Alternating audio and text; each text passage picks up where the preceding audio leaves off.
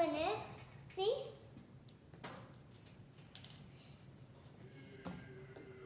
And then you put it in there. And then we mix it.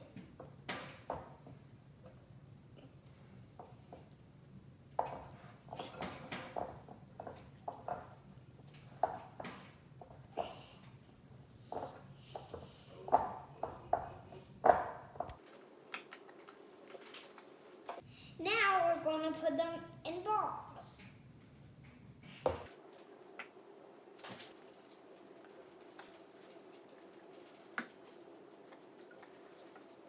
Bon appetit!